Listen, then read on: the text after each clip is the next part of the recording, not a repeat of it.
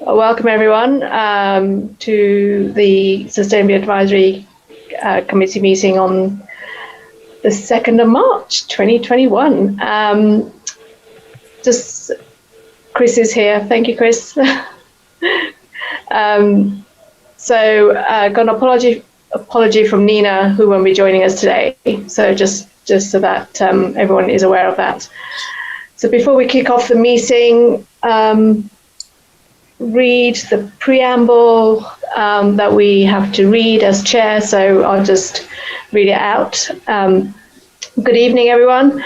As chair of the Sustainability Advisory Committee, I am declaring that an emergency exists and I'm invoking the provisions of RSA 91-A:2-3b. Federal, state and local officials have determined that gatherings of 10 or more people pose a substantial risk to our community in its continuing effort to combat the spread of COVID-19. In concurring with their determination, I also find that this meeting is imperative to the continued operation of the town, government and services, which are vital to public safety and confidence during this emergency. As such, this meeting will be conducted without a quorum of this body physically present in the same location. At this time, I'm going to welcome members of the public assessing this meeting remotely. I have no idea whether they are, but even though this meeting is being conducted in a unique manner under unusual circumstances, the usual rules of conduct and decorum apply. So I'll start by taking a roll call of attendance, and if possible, please state your name and state whether there is anyone else in the room with you during the meeting. Bev? Beverly Chapman, and I am alone. Nico? Good evening, everyone. I'm Nico Papakos-Sidis. I'm the select board rep to the committee, and I'm here alone. Jackie? Hi, I'm Jackie Ojala, and I'm alone. Adam? Good evening, Adam Dunville. I'm here alone. Christopher? Good evening, Christopher Zigmont, Crestview Drive, and I am here alone. Dave? Dave Sharples, the town planner, and in the room alone. Kristen? Kristen Osterwood, and I'm in the room. I can speak in the room alone. Got this. Julie? Julia LaBranche, Rockingham Planning Commission, and I'm here alone. Right. And I am Chetna Palmer, the chair, and I am alone in the room. All right. So again, welcome everyone, and we'll go through the agenda.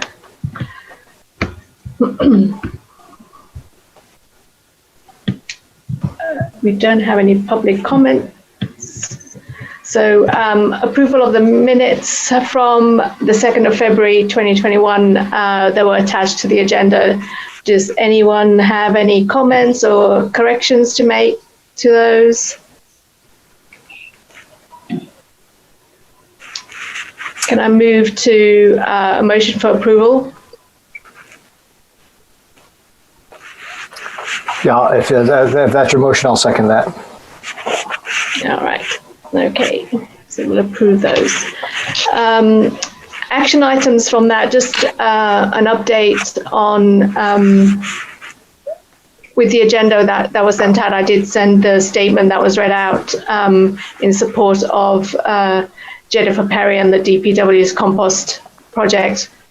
So that statement was read out at the last select board meeting of our support and endorsement of that program and the project, and offered up any assistance and help with regards to getting any outreach and communication out through our channels, as well as helping them with anything that they need to do. I had an update.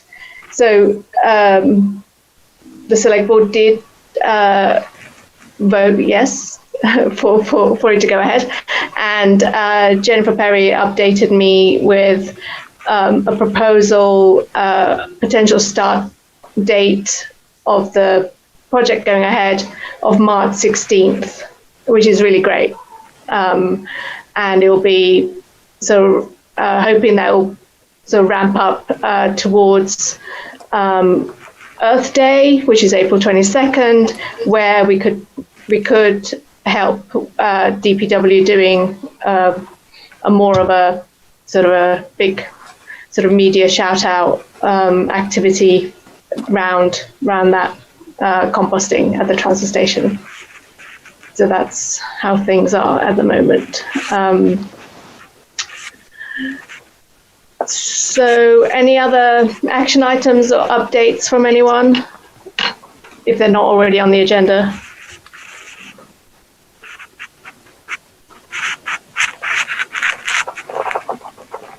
Kristen, did we have any further on the batteries, or did we just leave it as an unsolvable situation? Dave and I keep trying to touch base about things, and then we have like 3 emails back and forth, and then I think we keep getting distracted. So Dave and I are going to keep working on it. I think that will just be... Okay. All right. Were there on any other items to update on? The other item was on the Earth Day, and the reason for putting that on is Earth Day is April 22nd, and I just wanted to discuss with the members of this committee as to whether there was something that we could do in terms of Earth Day. Any ideas? Just to keep that at the forefront. I liked your idea, if it can work with DPW, to work with Jen on the composting thing, and I thought would be actually nice to rally around 2 key things that have been coming up the last couple meetings. One was when we were talking about recycling stream last meeting, and the fact that it's a challenge, obviously, that we have to communicate better with the town and all the citizens what goes in the bin. I'd love to pursue getting a quote. There's some very, very affordable vinyl sticker makers out there. I'd love to be able to get to DPW on Earth Day, talk about the composting, and hand everybody that comes by a sticker for their compost bin that specifies plastics 1, 2, and 5 for their bin, just to help them with that, and just make a bit of a communication as a committee around working on our waste streams as we go. So that would be, outside of that, I don't know with the confines of the pandemic what we can do as far as getting together or hosting or doing anything. But I thought if that being an outdoor opportunity wouldn't be a crazy idea. No, that'd be quite. I think that'd be a useful thing to do on Earth Week or whenever DPW was looking to engage more fully at the transfer station. That'd be great. So I think if that was a possibility, we can go back to Jen and suggest and say, is this doable, and then see what we can do in the meantime to get those stickers made. I think Jen was going to get back to us about, I think I asked the question last meeting, how many recycle bins, the big ones, the 64-gallon ones, are out in the universe in Exeter. And she was going to look into it and get back to us with the number, but obviously that's going to be our benchmark to the number to meet. Certainly there's still plenty of the small blue totes out there. Some people have more than one, but at least give us a number to target so we can figure out what we can do about that. So. All right, I can drop an email to her and get back to ask that question, and then we can take it from there. So So timeline-wise, a pretty quick turnaround required. So. Any other suggestions? Would you publicize that on Facebook or somehow? Or? Yes, absolutely, and as much and often as we could, for sure. I mean, I think we have to, light up social media with that to get people engaged, for sure. And I think, I know last year, I think it was for Earth Day, the tree committee did a tree planting with not last year, the year before the world ended. But I think we could do something to promote that, but I can't remember the date that they did that. I think it was on Earth Day. There's a special day, isn't there? Arbor Day? Maybe it was on Arbor Day that they did that, not Earth Day. Okay. I was going to contact them as well to see if they had anything planned that we could, again, assist them with in person or do some, get something around Earth Day. I know with Dave, did you want to talk about the Exeter TV idea? Yeah, that was one of my items on my sustainability update. Okay. All right, we can come back to that then. All right. Any other suggestions at all, or shall we just stick with putting our efforts into the composting program? I mean, the only other thought, and we talked about this a little bit last week, was on the social media posts, and I'm not entirely sure as to whether or not those posts are done through the Sustainability Committee or through the town. There was some concern about what could be posted on the town's Facebook post, but on Earth Day, it seems to me, or Earth Week, whether or not it's a tip a day or 3 tips on Earth Day. And I'm thinking of the plastic bags, I'm thinking of the composting, and I'm thinking of at least again what Chris was just mentioning on what goes in the recyclable bins, and reminding people that if the cardboard and material gets wet, then it's not good. So the kind of encouraging people to get the 64-gallon bins, and maybe if it's just a tip a day or something on there, and the plastic bags being brought to Hannaford's or Shaw's. I mean, I'm not so sure that everybody's aware of those things, and they seem like simple things that people can do if it's easily transmitted to them in a sentence or two. Just kind of summarizing thoughts for Earth Day or Earth Week. Yeah, I think we have played around the idea that obviously before the pandemic that there should be sort of top 10 tips, which are sort of once a month put on or whatever duration on Exeter TV, so that people are, whenever they go in, they may catch it and get some sort of tips on how they could take ownership of some of the sustainability issues and practices themselves. So definitely, again, it's something which is doable. We can, I don't know, I'm happy to work with Chris and Nina if that was needed to do those tips for Earth Week. It shouldn't take that much effort, really. That makes sense. That's a good one. I like it, and yeah, that makes sense. I like the we have the time in advance now to schedule out. I like one per day for the whole week. It's a really great idea. It's because it's otherwise a lot to digest in one piece of communication anyway. So it makes good sense. I like it. All right. Okay. Any other comments or ideas for Earth Day or Earth Month or week?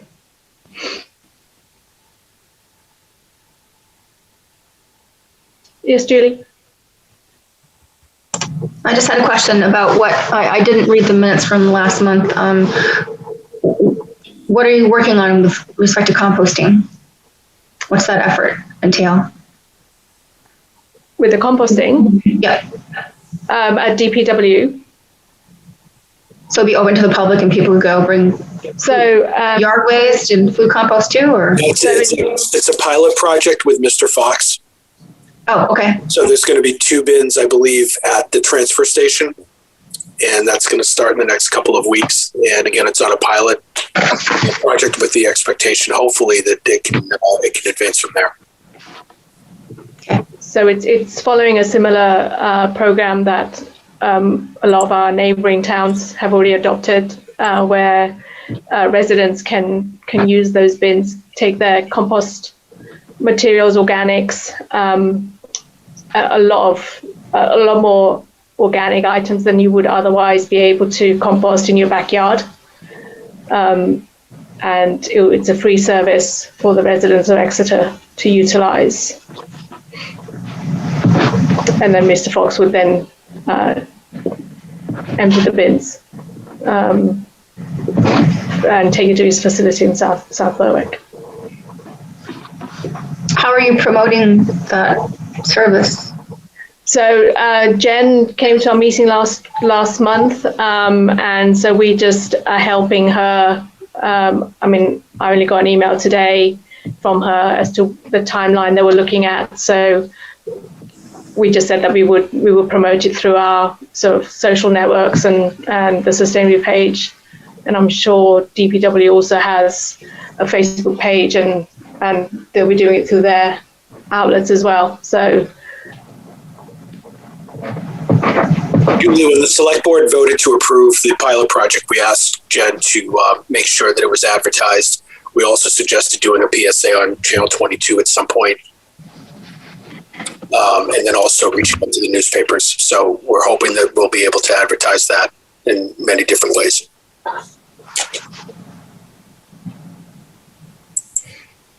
Okay. Has it been posted to the Exeter community page yet? On Facebook? That's not a town. I don't know. No, it's not a town thing, but a lot of people I think it wasn't subscribe to it.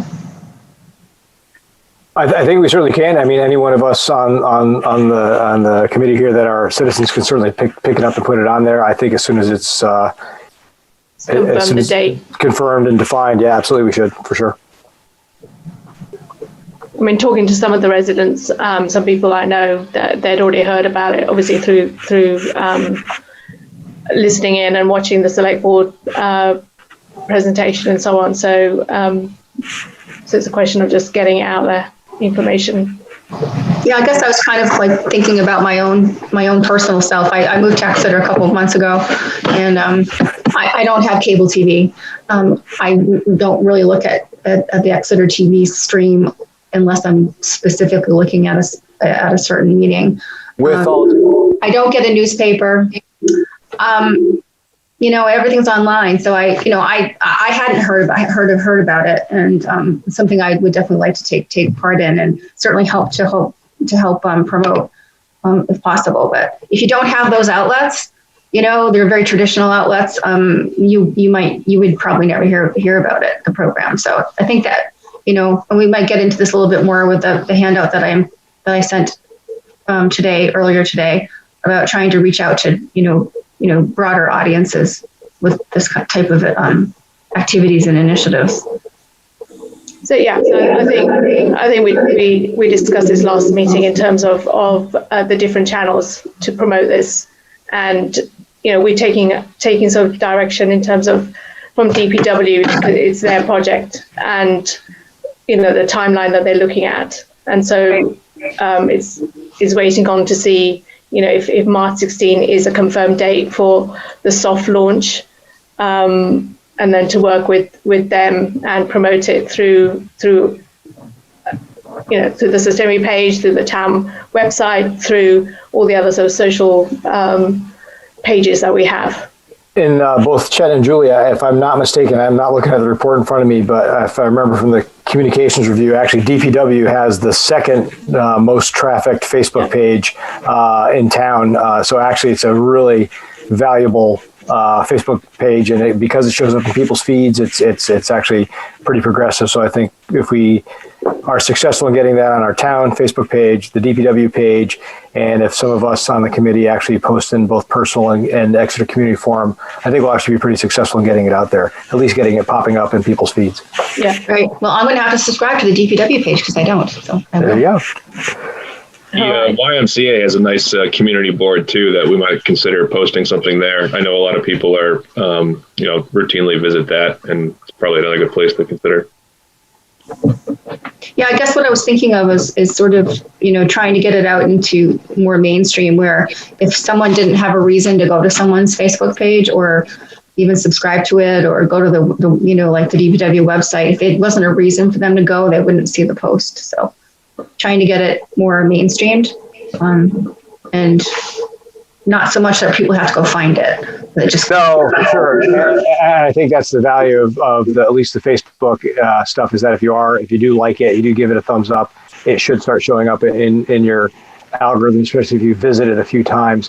The challenge, I think, and that's probably one of the I guess broad brush hot button issues across all committees, is that it's just the communication opportunities are it's a challenge to push stuff out. That websites are great as a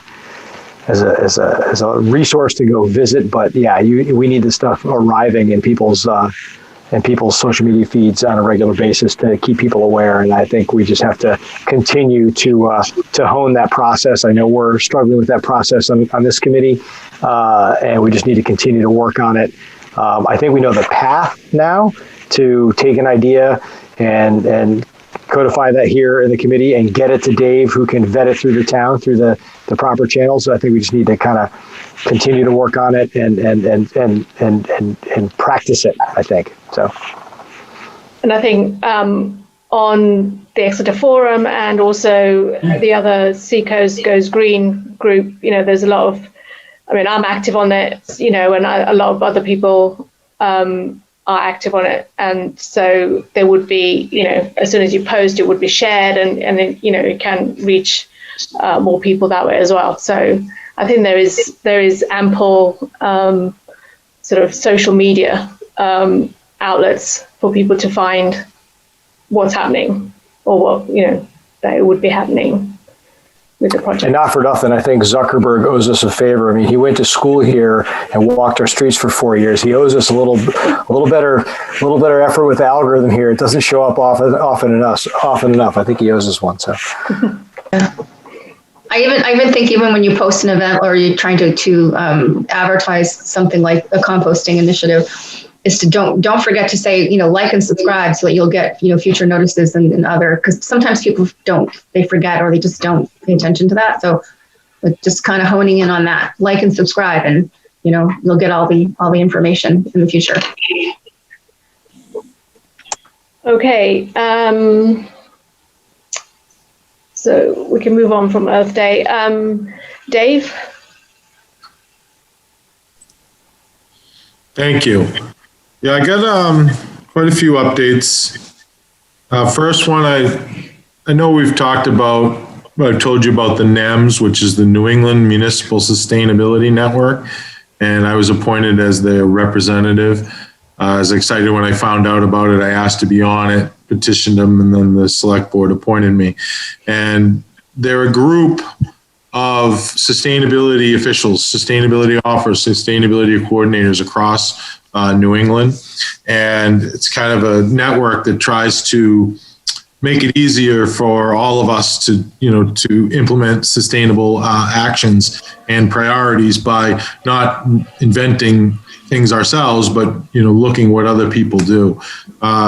So I volunteered to be on. What we're doing now is kind of they're taking stock as to kind of what they accomplished, but how do they move forward? And they created a strategic planning work group that I'm a part of. So I've been working with them, kind of in the, with COVID, they didn't have their in-person conferences. It's been a little trying for them, but we're re-strategizing and going to move forward with a plan here over the next few months. So I'll be working on that and unveiling more details as that comes to fruition.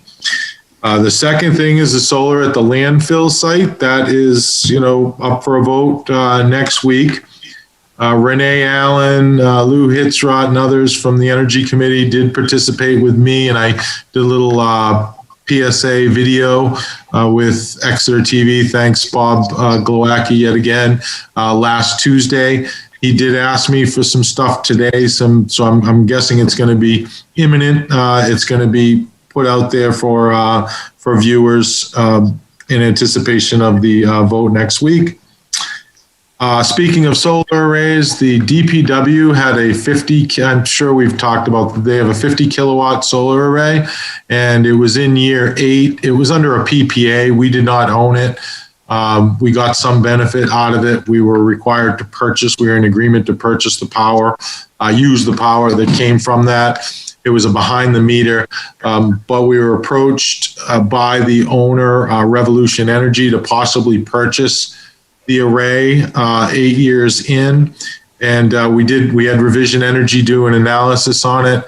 They found some, things, do an assessment on it. They found some things, and it seemed like fairly easy things to fix, but they noted some things, and then the select board approved the purchase of the array with the condition that those items be fixed, which Revolution Energy has agreed to.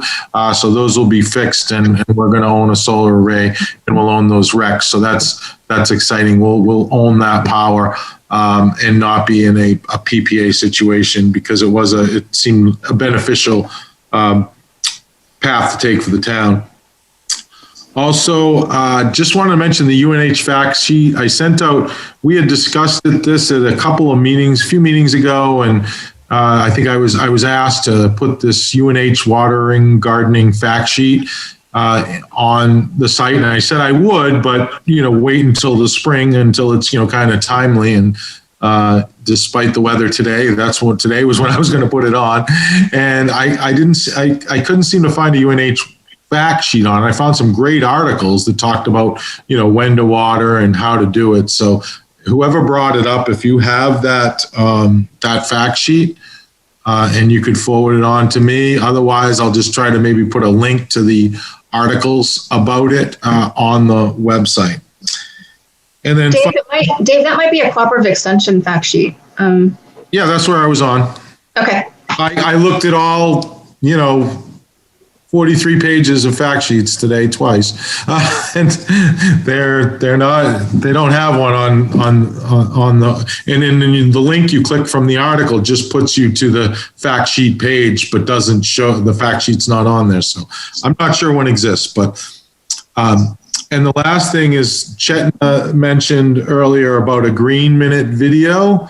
We're doing a Green Minute video. Renee Allen, the chair of the Energy Committee, proposed, I guess, last year, and then COVID hit, but now she wants to come back and do like a Green Minute video where each, a variety of land use boards, all the chairpersons provide a 1 or 2 minute snapshot of what they're doing, what they're working on. You can highlight, what you've accomplished, keeping in the sustainability vein. We're going to do one for Earth Day, would be the first one, but then potentially keep going to update the public on, updates on what, successes, what you've done, what you've accomplished, maybe what your needs are. If you need a member of, a committee or something like that.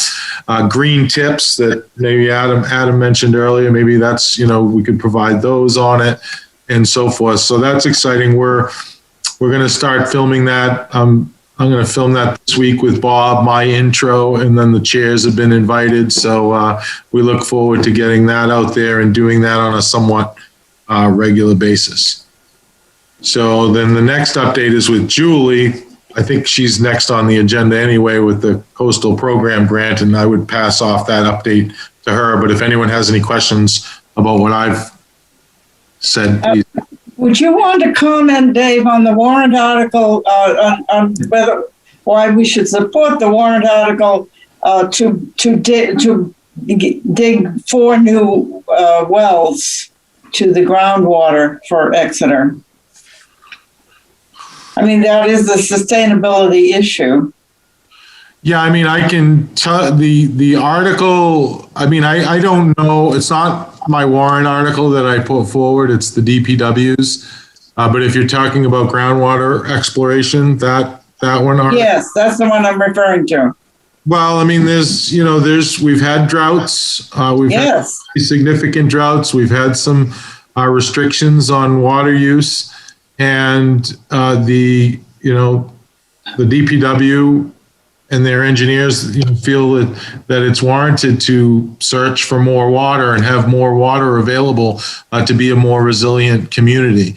And you have to look at places, you have to investigate, you have to do some testing and so forth, do some hydrogeological work and investigation. And that's what the funds would be toward, to start that process of potentially finding more groundwater resources for the town. And isn't it also necessary to supplement what we have been drawing from the river because of the situation with the river? Well, I mean, I guess any water source will supplement any other water source we have. But I am not versed to speak on the issues with the surface water. I'm not involved in it day to day. I mean, I hear Jennifer's presentations at the select board now and again, but I wouldn't, be able to speak on that. That would be Matt Berube or Jennifer Perry would be better suited to answer those questions. Okay. Thanks, Dave. On the back of what Dave was just saying about the 1-minute video, if any of you have got anything that you want me to say or provide any input for my 1 minute, I would really appreciate. You can email me. I'm hoping to schedule the recording with Bob later this week, hopefully. So if you've got anything to add to that 1 minute, it would be great. I appreciate some help. All right.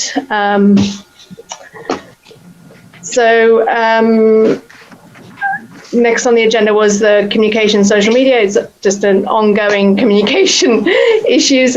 Chris, do you have anything to add?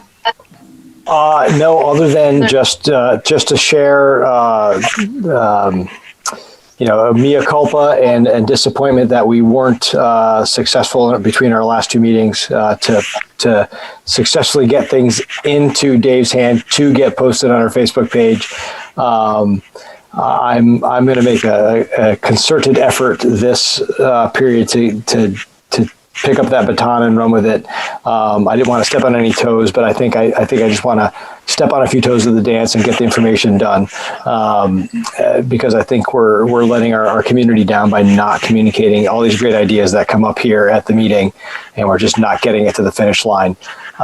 Because frankly, it's a volunteer committee and everybody's terribly busy.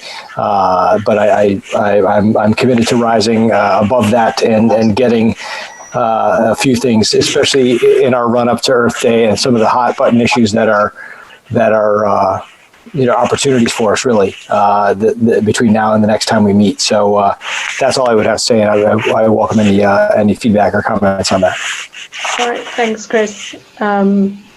I had a question for Chris. Do you, with on the town's homepage, isn't it like latest news kind of? Yeah, there is, and actually, Dave's been great on getting stuff posted up there. But like we talked about at the top, Julie, it's like I think you've got to be looking to re-register your car or your dog before you end up at the it's a go seek page versus so. Yeah, got it. Hey, Julie. Oh, am I up next? Yeah. Okay, thanks. Just one comment to Beverly's question that she asked about groundwater and drinking water before. It's actually very common for towns or cities that have municipal water supplies to be looking far forward to the future for increased demand, increased population growth, and the volume of water that they're going to need. So many communities, Dover, Rochester, Portsmouth, others, they're sourcing water. They're sourcing water well in advance of the time that they actually need it, because they need to put in place like things like they may have to buy land, they may have to conserve land. There may be some, regulatory hoops that they have to jump through as far as water quality and all that, and adjacency to other water supplies. So it's a very common practice for towns to start looking, because as Dave said, the hydrogeology that goes into sourcing a new drinking water well is pretty rigorous. It takes time, and it takes quite a bit of money. So it has to go through a budget process and all that. But it's based on projections of demand and yield. So they need to find the yield that matches the demand that they project. So 10 years out planning is like a really short horizon actually for planning for drinking water. So I certainly understand. What's that? I understand. Do you hear a noise when I'm speaking? I understand looking to the future demand, but personally, I'm very much aware of the extreme drought that we experience and which we can expect more of. So I think there is, beyond the population growth, there is also the increased problem of drought that is an environmental issue. Right. So a lot of the hydrogeologic studies that happen today, looking at future water supplies, or even augmenting existing ones, looks at what the effect of drought is on basically the drawdown of the regional groundwater table, and how that affects yield and pumping rates and stuff. Because the lower the groundwater table goes, the less you're able to pump at any given time. You have to let it recharge. So otherwise you ruin your wells. You can damage your wells. So yeah, that's definitely something that communities. I know the town of Seabrook is actually looking at that quite closely in their community, because they have a very small well field that they have jurisdiction over, and they need to. So they're doing this planning too. So, yep. Great. So I'll get to my agenda item then. I'm sorry for the lateness of sending this on, but it's not. These are all things that we've talked about before at previous meetings. I just committed it to paper this time. So did you all receive the email I sent out earlier? Sustainable Exeter campaign. It's like a 2-pager. So I just want to quickly kind of go through it and kind of recap some of the conversations that we've had in the past. And that is, the recommendation is to create some sort of platform like Sustainable Exeter. Dave has created the Sustainable Exeter page, but sort of trying to create a brand of recognition around what Sustainable Exeter actually means, and that it encompasses so much more than just recycling and composting and water conservation. It's all about ride sharing and bike pedestrian and trails. And we all know that the sustainability umbrella is really big. And so trying to bring in as many of the activities and actions by not only the town, but also the community itself, activities that people already engage in, that they may not be aware that they actually are contributing to sustainability and resilience in their community. So trying to make Sustainable Exeter, the campaign, inclusive of as many activities and really fostering stewardship. I don't know if it was Christopher or Adam said earlier about community support and stewardship, and getting buy-in from people and participation. That's sort of the name of that's really, I think, where this committee and others in the town are really working toward, is trying to engage as many people to participate as possible.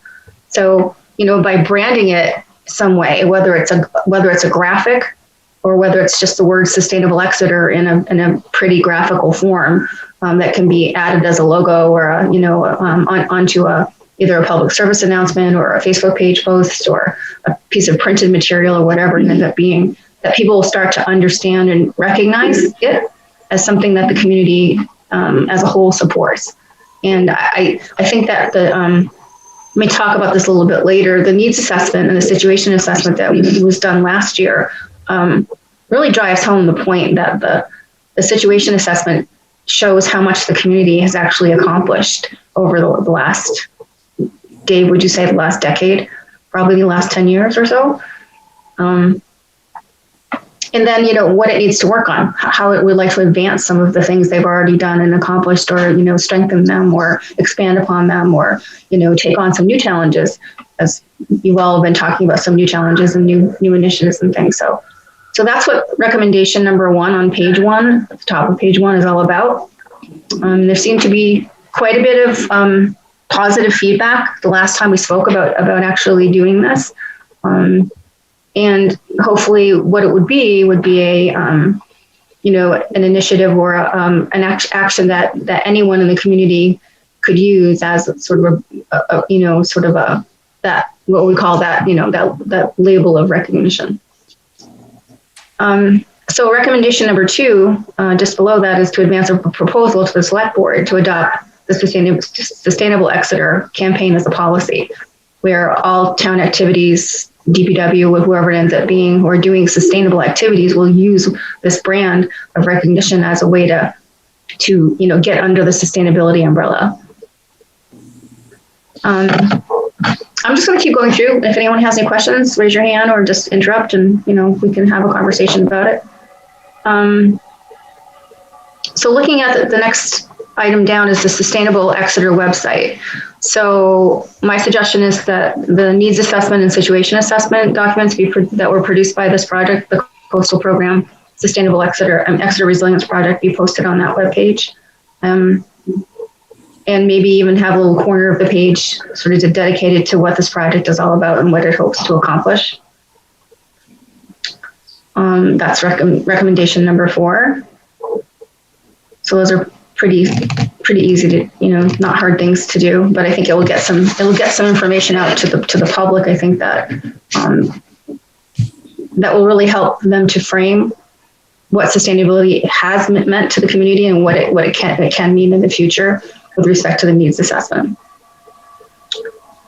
The next section is Sustainability Advisory Committee webpage. That webpage, I noticed that the SAC has their near-time agenda items for the first 6 to 9 months, and they haven't really been updated, I think, since they were originally posted.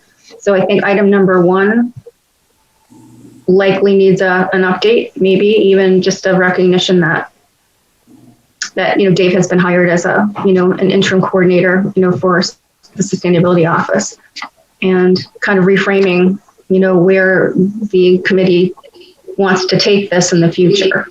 And then a status update on number 2, which is engaging with, town committees working on the capital improvement plan. Has that been completed, and where does that stand? Maybe an update on what the status of that is. Dave, where is the town with respect to doing that? Have they completed it, or?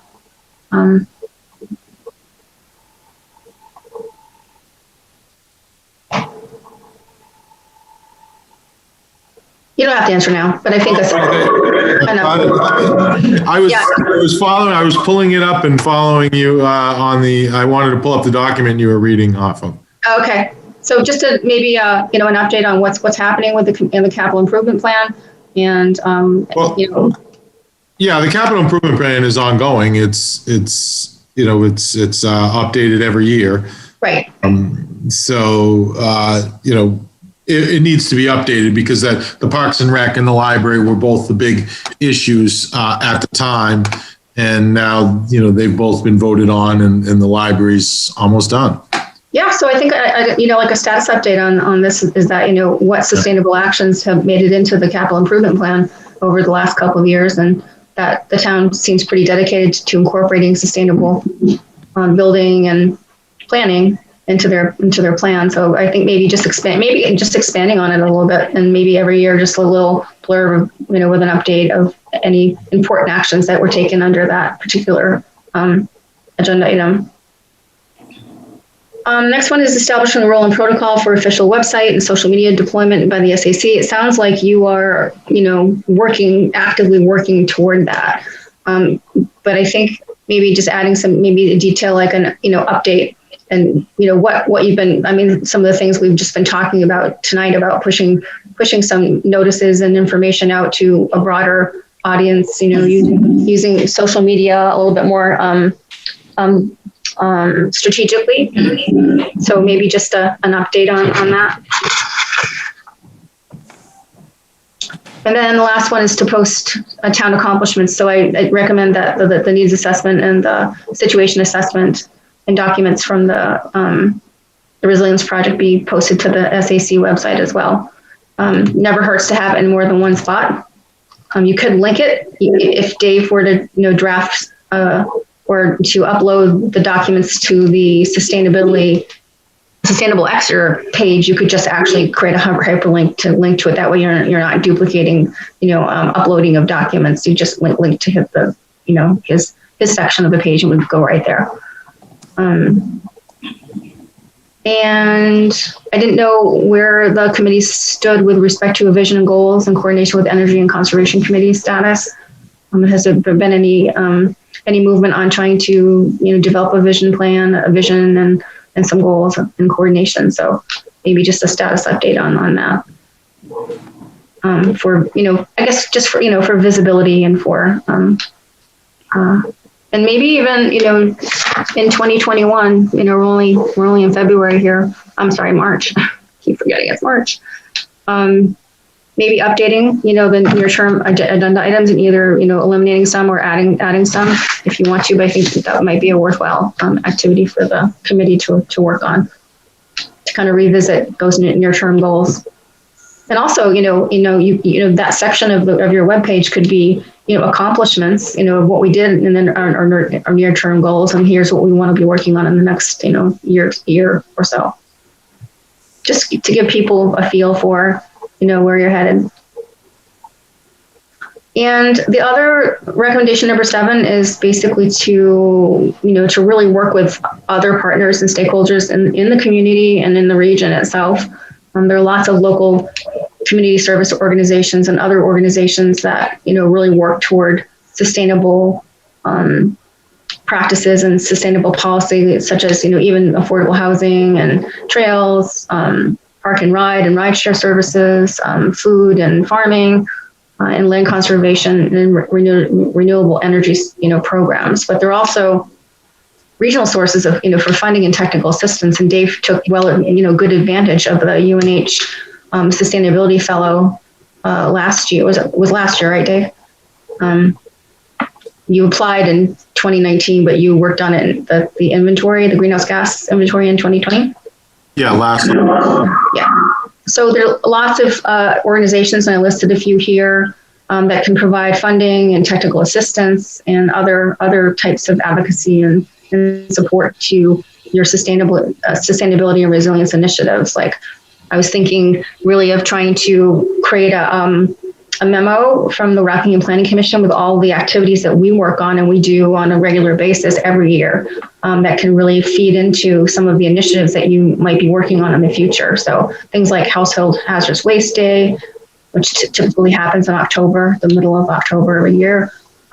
We have a pedestrian specialist, Scott Bogle, on our staff, who's working on the East Coast Greenway project, and other trails projects in Stratham and Greenland and other local towns that connect to Exeter.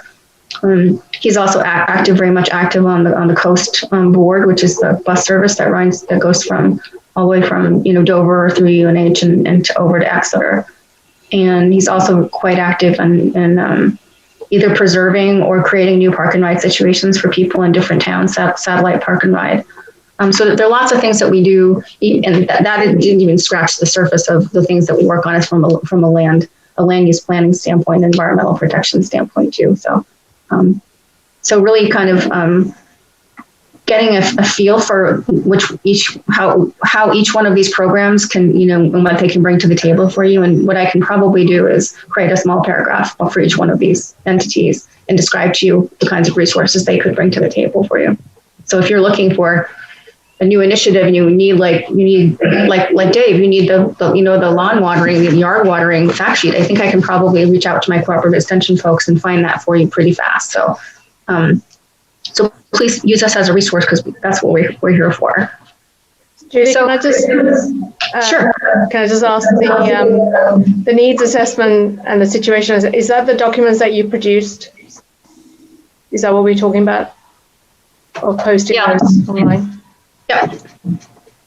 I think they still need some more work as far as assigning leads and things like that, and then filling in some of the resources. But they will be done within. They can be done within within a month or so.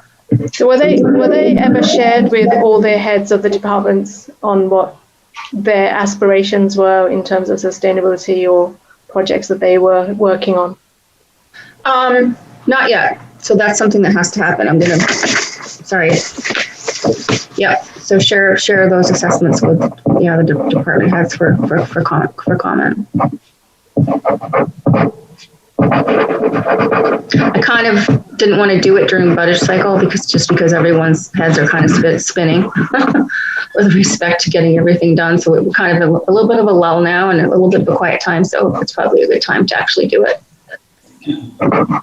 Because I still continue to see, and I apologize if the members have a different opinion in terms of the committee and its role. I fully see it as an umbrella role, working with the other committees as well as the departments and seeing and being a resource for them to help with outreach, to help with gathering any information they may be working on sustainability, and not us sort of dictating what the departments would or should be doing.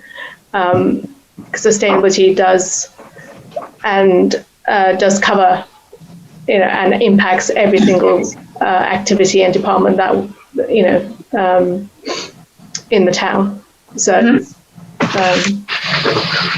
Yeah, I agree. I thought that's kind of where we were headed, from the very beginning, was having the department head self-select what their priorities are and identify what their priorities are, and not have it be a sort of a top-down kind of thing where the advisory committee is telling them what they should be working on.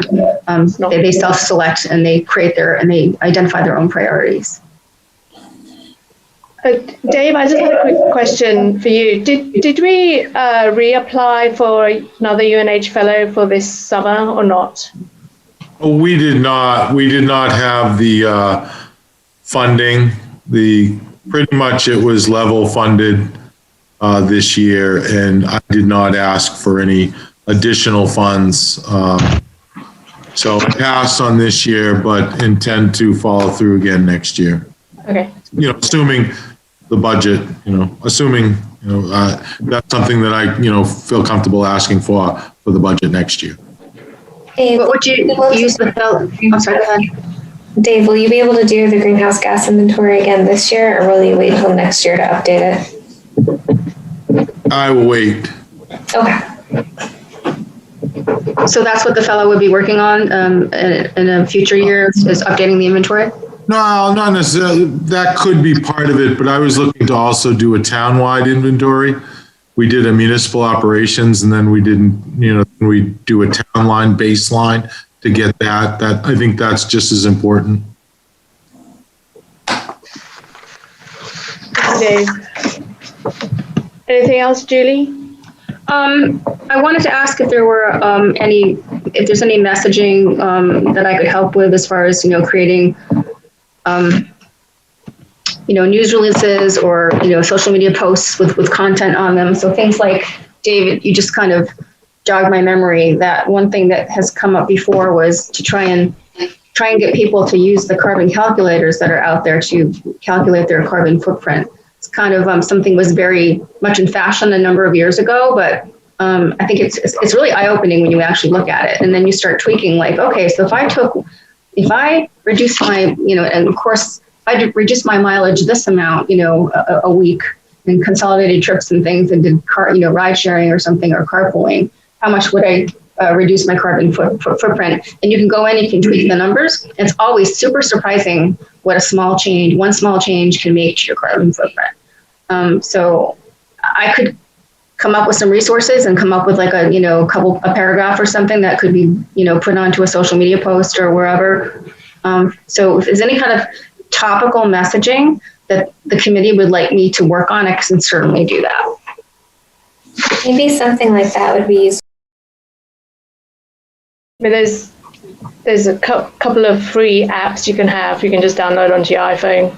and you just put in examples of things that you do, and then it gives you a tally on the spot as to how you're doing for the day with your CO2 emissions. And it's a great way of tracking and seeing, again, giving you tips on the app of what you can do alternatively to reduce it further. So yeah, so like maybe even like a two-pronged thing where it's you can use the app as for a daily, count, but also, the more sophisticated programs are, you put in things like, your fuel usage and your, whether it's, oil or electrical usage and, miles traveled and, how many loads of laundry you do in a week, that kind of stuff. So you can really dig down to the details of your life with the more sophisticated ones, which were hard to do on an app. You really kind of need to have some paperwork around you and put some time into actually doing it. But the daily counter is fantastic. It's kind of like, when people use the Fitbit and they count their steps, right? You can and also there's more than one. They're all different, and you can do things like put in what your energy bill is, what size home, and so on and so on, and it all works out and all tells you how you can reduce your CO2. Okay. Well, if you come up with any topics or that you want some help with as far as, the Earth Day and the green tips, the tip a day idea, I'd be happy to help write some up and put together some web links and resources for that. All right. Thank you, Julie. I just want to kind of get a kind of a touchstone moment about how people feel about recommendation number 2 about approaching the select board about doing the Sustainable Exeter sort of brand recognition initiative. Whether that's something that this committee would want to support and maybe sponsor, going to the select board and asking them if it's something that the town would adopt. You don't have to answer right now. I think that kind of moving forward probably into next month, we'll need to probably make a decision as to whether the committee wants to do it or not. Why wouldn't we? I mean, it seems to be self-evident that it would be one bit of good publicity that would be ongoing.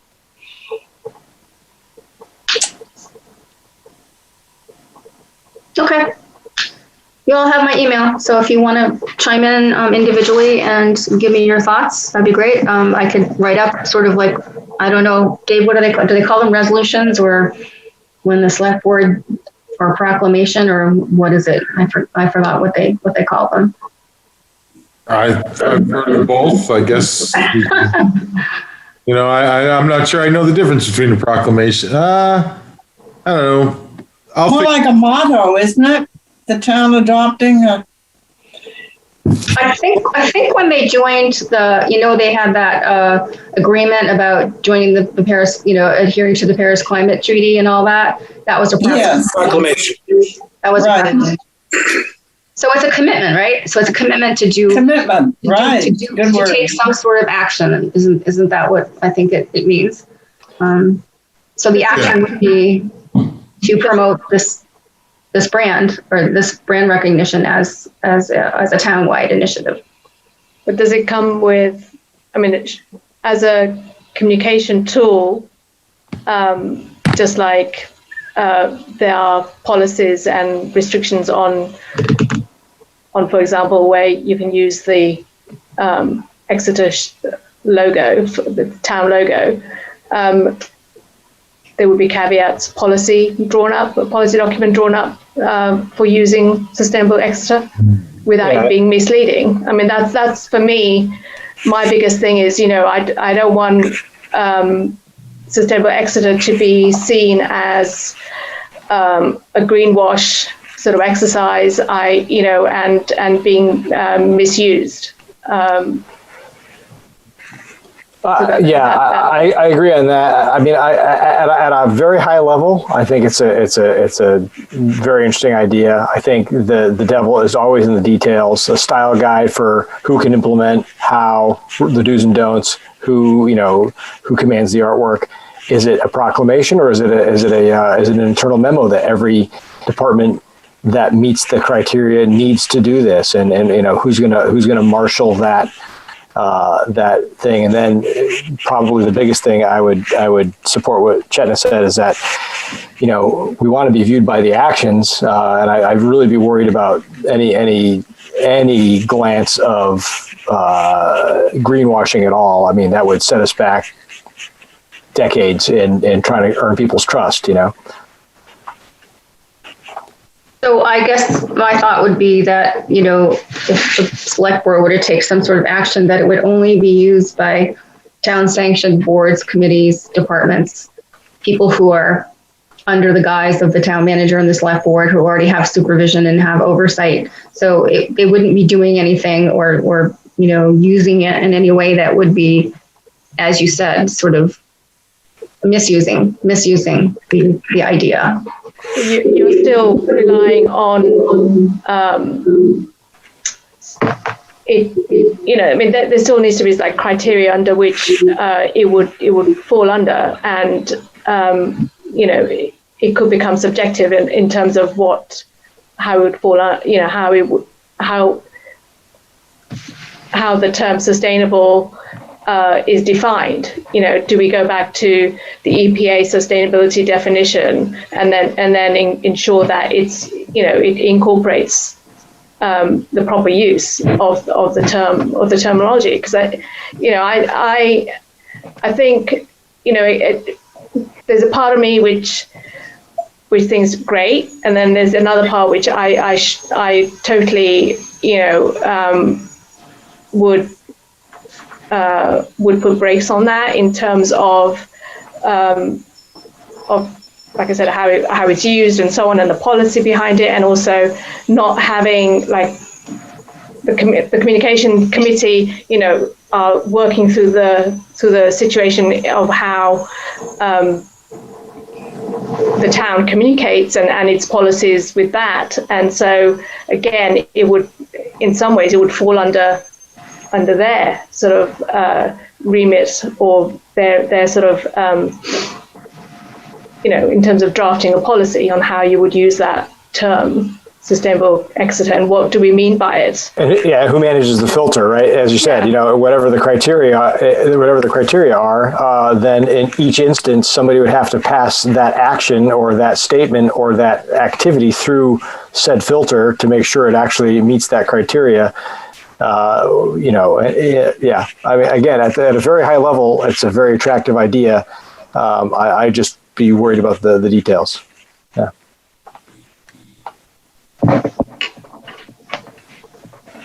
Was Julie going to report on the coastal adaptation efforts, movement, what have you? The coastal adaptation. I saw that on the menu, the agenda. On the coastal adaptation work group? Is that what you're talking about? Well, there is a conference coming up, April or May, on that. Oh, sure. Yeah. So the Coastal Adaptation Work Group, along with its partners, convenes a climate summit every year. And it's been virtual the last couple of years. And this year it's going to be on May 26th and May 27th. So there's going to be 2 half days. I believe the first day is an afternoon session. No, it's a morning session, and the second day is an afternoon session. So we have sent out save the dates, which I can send you a save the date for that. If you like, the agenda is. I got one. No. Yeah, you got one, Bev. We're still working on the. You always attend. We love having you there. Thank you. So it's called the New Hampshire Coastal Adaptation Work Group, New Hampshire Climate Summit. So we're still working on the agenda, lining up speakers and stuff like that. So I'll send you the save the date, and then we'll send you links. It'll have a link to where the agenda will be posted later, probably, I would say by April, the middle of April. or the beginning of April. It's a really exciting event. It's pretty intense. It's mostly geared towards research and really sort of hardcore science, but not in a bad way. We coach our presenters to not get too geeky on there, not to show a lot of graphs and charts that people can't read. It's meant to and designed to be useful and transferable and get people thinking about different topics. And so we have a lot of municipal examples of different activities. We have a lot of environmental types of stuff like living shorelines. This year we have transportation corridor planning. So it's a great event. Exeter's Main Street is in direct threat from sea rise. So it's a very pertinent topic for Exeter. Yeah, parts of Water Street definitely are. And so typically the registration fee for this event was usually about $25 or $30 to cover food because we had snacks and we had lunch. But since we're not doing that anymore, the actual activity or the event will be free of charge. Just your time to attend. I think the agendas for the morning and the afternoon sessions are 4 hours long with a break in between. So I'll forward you that information. Hey, Julie, can I come back to your campaign for a brief moment? Sure. Yeah, first, I don't want to come off as a naysayer and this is a bad idea, because it's actually not. I really like it, and rereading it again while it's in front of me, I think there's a lot of very salient stuff here, and it strikes me that maybe it is spot on, but it's just missing the one thing which we were concerned about is what's the filter, what's the mechanism, and maybe step one is, the very first thing that has to happen is developing what is the protocol, what is the filter, who and how is it decided what does or doesn't earn that Sustainable Exeter indicia, and also what are the things that all department heads and committee leaders, what's that checklist that they're going through? Did I do this? Does it meet this? Have I done that? And I think if we find ourselves where we develop that criteria and find it implementable, if that's even a word, then it makes it a lot more comfortable, might be the right word, or possible to move forward to fulfilling this step of it, which is, okay, we've got these mechanisms in place that town departments and committees are actively grooming for making sure that they're meeting these criteria. Then it makes it pretty easy to look at this and say, yeah, that either does or doesn't pass. And these earn that stamp of approval and is easy to campaign and easy to promote. Does that make sense? Yep. So I'm thinking of before next month, preparing sort of a checklist, as you say, checklist for vetting basically, and then maybe even a list of a prepared list of pre-approved activities, like if it's obvious, like composting or recycling or whatever. I mean, things that obviously fit under the umbrella, but maybe some of them were, non-traditional peripheral types of things. Would that be a good direction to head for next month? Yeah. I'll toss it to Chetna to say, is that a reasonable next step, or even deciding who's deciding who the decider is? Mm-hmm. Yeah, I think we need a bit more, especially with politics. I just don't want, like I said before, seen it countless times in terms of greenwashing, and I just don't want that associated with this committee. Can you guys give me an example of what you think greenwashing is? I mean, of what it could transpire into? It's I mean, every conceivable form. I mean, partial zero emission vehicle badges on cars. It's something that's allowed by government that Subaru and other people can put on the back of their car that, basically misleads consumers to believe they're buying an environmentally friendly car when they're really meeting the bare minimum of EPA thresholds for a certain amount of fuel economy, as an example. When they put a little green leaf on that little personal preservative thing. I mean, it's so pervasive in every conceivable thing. And also, as somebody who's not steeped in sustainability, would look at that term, sustainable Exeter. What is it that they're conjuring up in their mind? To them, it's like, oh my gosh, yeah, it's going to be, could be a town that is, free of single-use plastic. It could be, you wouldn't be able to use plastic bags in the town, or whatever. There's to a general public who reads that is what conjures up in their mind, and does it become, and it's not what Exeter, Sustainable Exeter, exactly what is it that we are actually meaning by that? Yeah, I think at the highest level, we certainly would want, as a committee and a town, we'd want our citizens or anybody that visits our community to know that we're doing our utmost all the time as a municipality to do the right thing.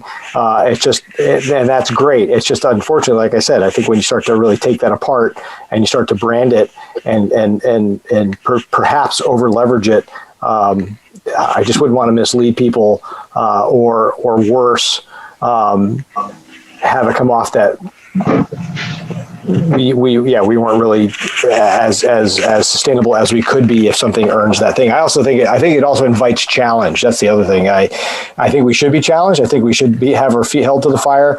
But nothing like this one I came across earlier today. This is some beef stock, and it's got a recyclable logo on it. Have you ever tried to recycle a Tetra Pak?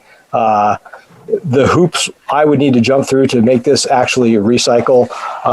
I'd need a PhD in chemistry to actually pull it off. So, it's dangerous waters. I think is really just the message. It's dangerous waters, and we have to wade into those exceedingly carefully.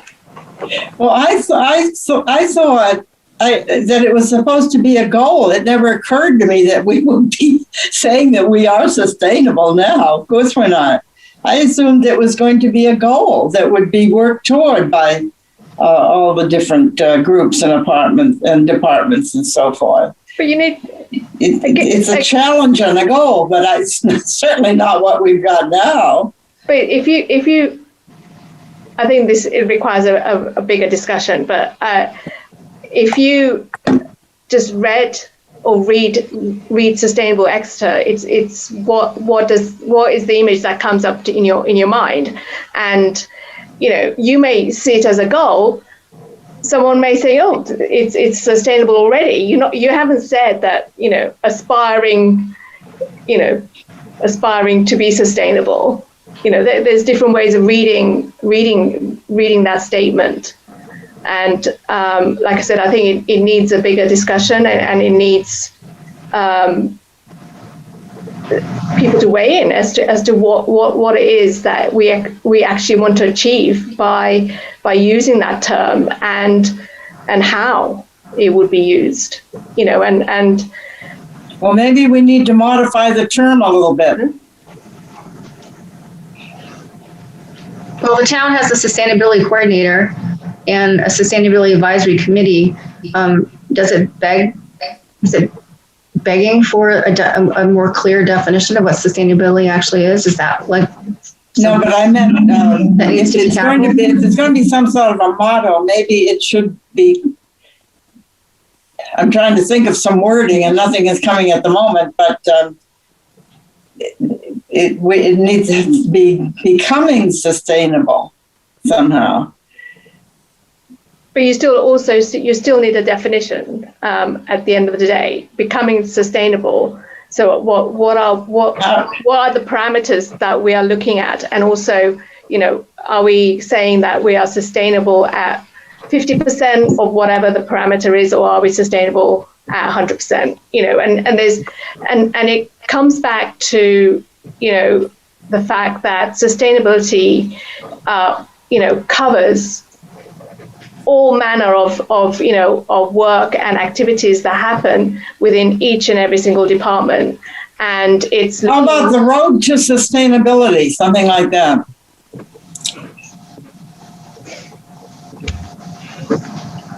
I mean, we need to give it some thought.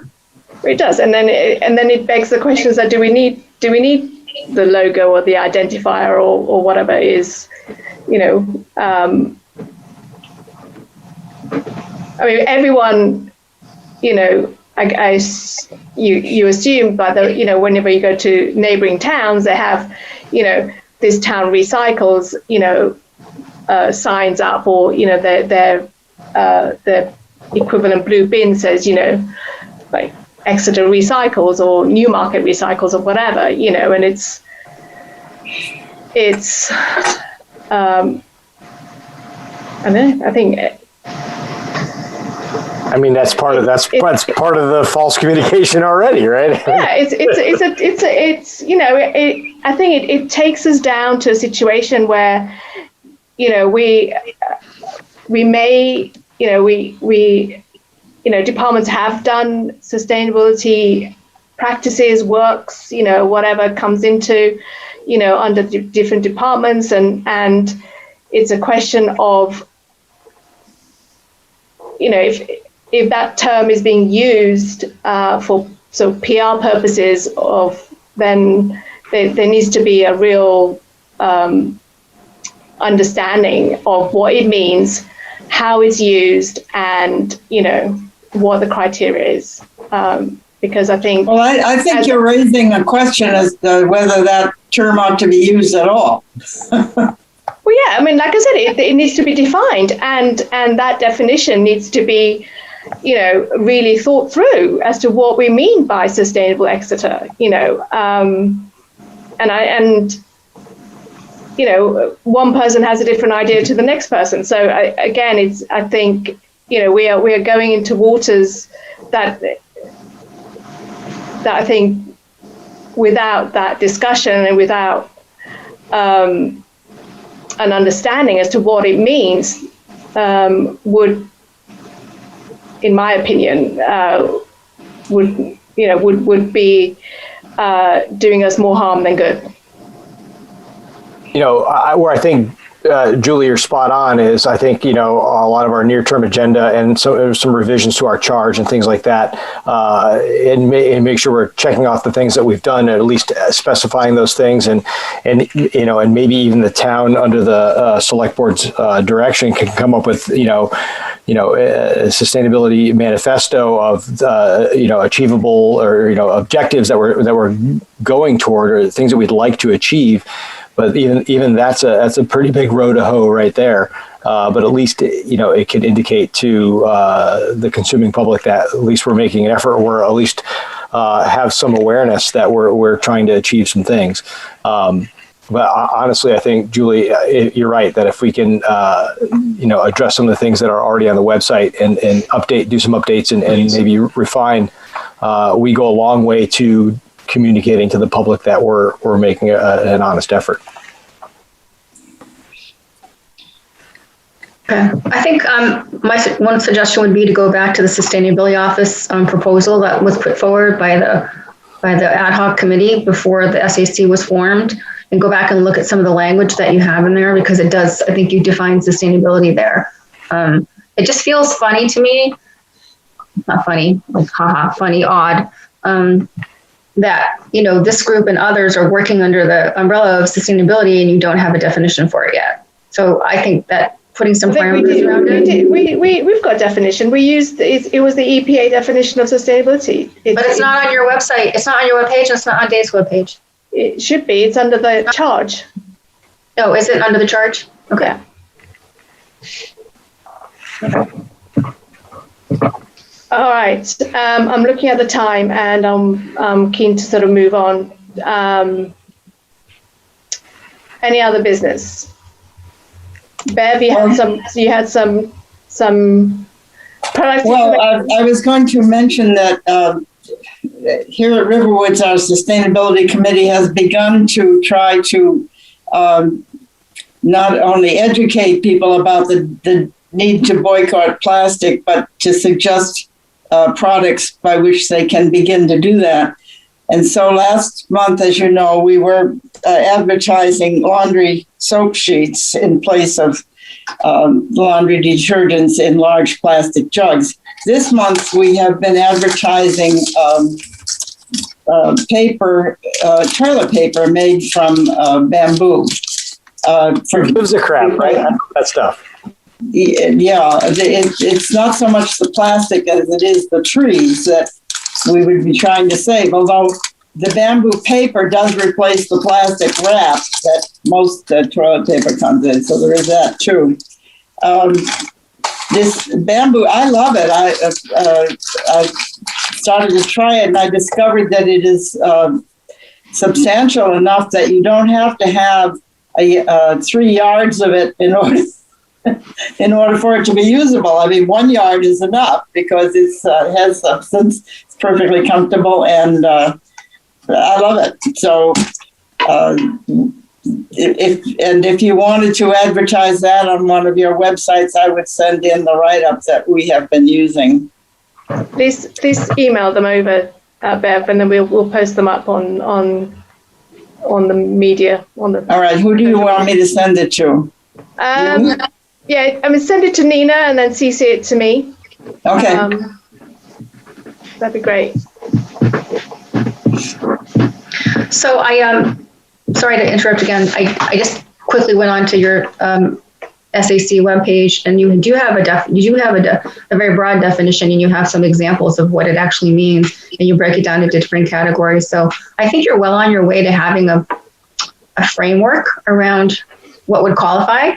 So maybe what I'll do is I'll excerpt that into the next handout that I produce, so we can go back and read what you have on your webpage. Revisit it. Okay. Because it's pretty good, actually. I love that definition. It's from the Brundtland Commission in 1987, and then it's been tweaked a few times since by others, but that to me is the most simple, straightforward, understandable definition of sustainability I've found. I agree with you, Dave. All right. Any other last minute input? I just got a couple of things. Oh, Nico, go ahead. No, I wanted to, we discussed this earlier, but just if we could remind our friends and our neighbors, acquaintances to get out and vote next Tuesday, March 9th, and let's vote for the solar array. Thank you. So in the agenda, which I did send out, I also sent out the poster that was developed by the Energy Committee. So I don't know, Bev, if you can print one out and put it up, or, if anyone can display it anywhere or just share it, go ahead. Encourage people to vote on Tuesday. Are people still able to do remote mail-in, Nico? Absentee ballots are acceptable. And Bev, I will be participating in a Zoom call at Riverwoods on Thursday from, I believe, 3 to 4. So we'll go through some of the warrant articles, and of course, I'll talk about. Oh, good. And we, of course, will be running buses, and we'll send another mass email out. We've already sent one, but we'll send another mass email out reminding people. Thank you. To vote for the landfill solar array, for one thing. Yes. Article 4, in case you're wondering. Article 4. Oh, yes. Yes. Okay. So on that, and I'll keep everyone updated on whether March 16 is the day where there'll be soft launch for the composting. So and anything else in the meantime, till our next meeting, which is 6th of April, email me for any agenda items or any other information. And also, if anyone has got any input for that 1-minute video that I've got to do, please email. All right. On that, call to adjourn the meeting motion.